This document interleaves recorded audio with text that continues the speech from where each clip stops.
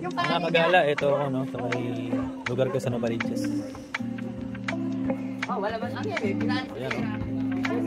Alright, dito yung isang tito kong asosyo ng Silverworks. Marami na siyang balbas niya.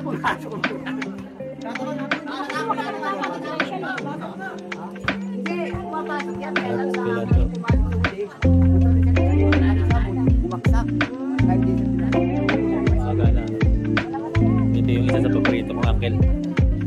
Tawag sa kanya dati si Bangaw. Kasi meron siya ditong lugar niya, wala na siyang Bangaw. Yun ang tawag sa kanya si Robocop. Pero yung uncle ko tumawag sa kanya ng Robocop, patay na. Dito sa lugar namin makikita mo yung mga sika.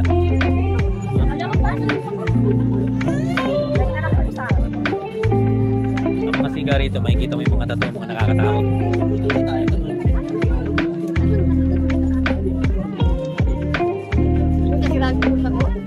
Takot diba? Musician din yung uncle ko. May nota. Ano may nota na yan?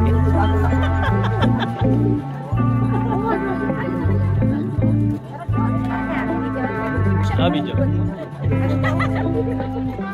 Sinana, no? Ito ba isa yung kita ko dito? Asa asawa niya? Asa asawa mo? Andun, oh.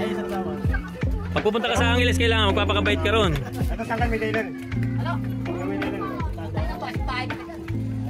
Ano yung postiso? Unti-unti na. Sabi si Aris, makinig ka rin kay Aris kahit pa paano. Wala akong bisyo yan, balo lang. Alak lang eh, wala lang. Oh, kita mo. Diyan mo, ito mo ha. Wala lang, hindi lang sa puso meron yan, pati saan. Pakita mo, sige. Dito kasi ha. Naarangan mo yun. Okay naman yung trabaho dito yan. Naano lang ako kasi siyempre gusto ko yung magano rin. Tour na sa hotel. Pero yung asawa ko ngayon bago yan, okay naman to. Kaya hindi nga pinapalamin. Ilan yung asawa niya? Madami? Inaway pa nga ako nun eh. Kalat daw yung asawa mo eh. Marami iiyak pag umalis ka dito sa compound. Alam mo naman yung lahi natin yun. Ba't dinamay mo pa ako? Hindi, naaway ako lang. Johnny Delgado. Ha? Iya, binugbog daw siya ni Johnny Delgado doon, yung Kalatipi.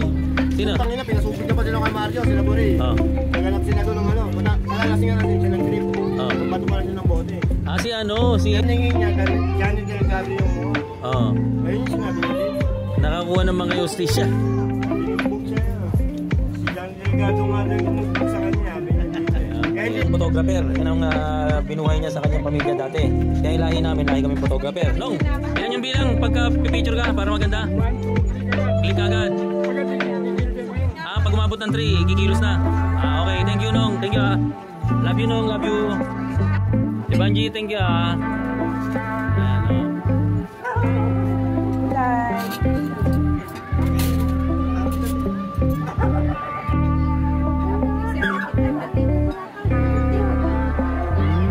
Hindi ako naniniwala, bait-bait ni Kyogot eh.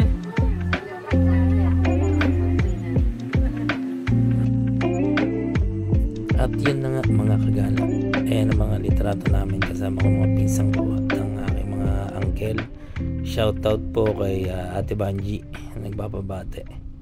So see you and God bless.